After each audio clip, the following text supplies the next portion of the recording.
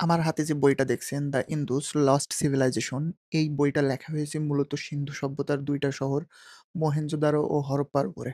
তো এই বই থেকে আমি একটা ইন্টারেস্টিং ব্যাপার শেয়ার করব।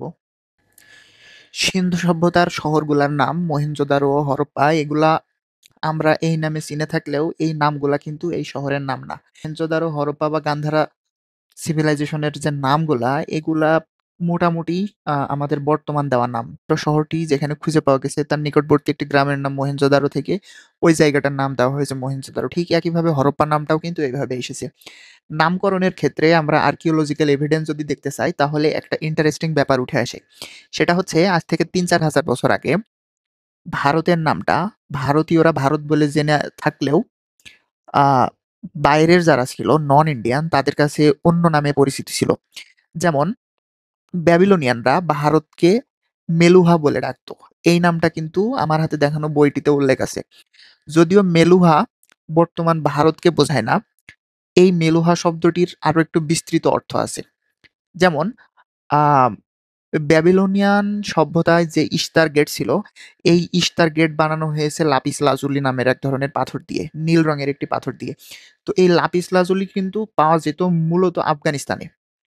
এখন ব্যাবিলনিয়ানরা এই লাপিস লাজুলি যেখান থেকে হচ্ছে ইম্পোর্ট করতো, সেই জায়গাকেও তারা মেলুহা বলতো। তো বিষয়টা মোটামুটি এমন হয়ে গেছে যে ব্যাবিলনিয়ানরা তাদের ব্যবহৃত অধিকাংশ জিনিস যে জায়গাগুলো থেকে ইম্পোর্ট করতো তাকেই মেলুহা বলতো। যেমন তারা মেলুহা থেকে মসলা ইম্পোর্ট করতো। তো ব্যাবিলনিয়ানদের ব্যবহৃত সব মসলা কিন্তু আসতো মেলুহা থেকে। আমরা সাধারণত খাবারে যতগুলা মসলা খাই এই অধিকাংশ মসলার পয়েন্ট অফ অরিজিন কিন্তু ভারত। সেক্ষেত্রে আমরা ভারতকে মেলুহা হিসেবে ধরতে পারি। অর্থাৎ আজ থেকে ৪-৫ হাজার বছর আগে ব্যাবিলনিয়ানরা ভারতকে মেলুহা বলে ডাকতো। ঠিক একইভাবে লাপিস লাজুলির কাহিনী থেকে আমরা এটাও বুঝতে পারি যে আফগানিস্তানও কিন্তু ব্যাবিলনিয়ানদের কাছে মেলুহা নামে পরিচিত ছিল। যদিও এই নামটি পরবর্তীতে ভারতীয়দের মুখে আর টেকেনি, তবুও মিশরের কাহিনী দেখলে আমরা মোটামুটি বুঝতে পারি ব্যাবিলনিয়ানদের দেওয়া নাম মিশর, যেটা মিশরীয়রা নিজেদেরকে মিশরীয় বলতো না। এই ব্যাবিলনিয়ানদের দেওয়া নামটি পরবর্তীতে ইতিহাসে রয়ে যায়। তো এই বইটা থেকে আরো একটা ইন্টারেস্টিং ব্যাপারে কথা বলবো, সেটা হচ্ছে যে আরিয়ান মাইগ্রেশন। আমরা হিন্দু মিথোলজি থেকে যে আর্যদের কথা জানতে পারি, এই বইটা দাবি করে পশ্চিমের কোনো একটা জায়গা থেকে আর্যরা মাইগ্রেট করে ইন্ডিয়াতে আসে।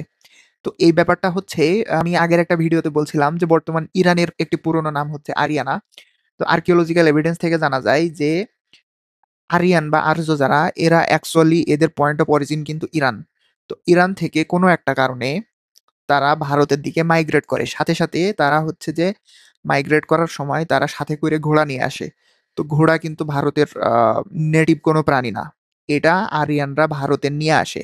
আরিয়ান বা আর্য এরা যখন মাইগ্রেট করে ইরান থেকে ভারতে আসে, আসার পরে স্বাভাবিকভাবেই ভারতীয়রা যেহেতু দেখতে একটু শ্যাম বর্ণের ছিল বা একটু কালো বর্ণের ছিল আর আরিয়ানরা একটু ফ্যাকাশে বা সাদা কালারের ছিল, আ তারা কৌশলে বা তাদের যুদ্ধের ট্যাকটিক খাটিয়ে ভারতীয়দের কিন্তু ডমিনেট করে ফেলে।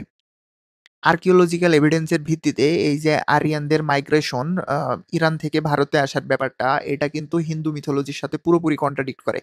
হিন্দু মিথোলজি বা সনাতন ধর্মে কিন্তু আরিয়ানদের ইরান থেকে মাইগ্রেট করে ইন্ডিয়ায় আসার ব্যাপারটা এটা পুরোপুরিভাবে অস্বীকার করা হয়।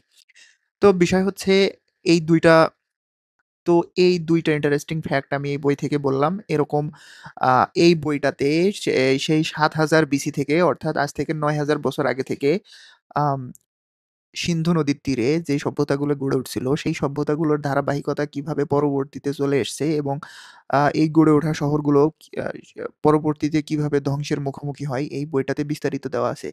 এই বইটা গুগল করলে এক ক্লিকে গুগল থেকে ডাউনলোড করা যায়। আপনারা যারা পড়তে চান এই বইটা ডাউনলোড করে পড়ে নিতে পারেন।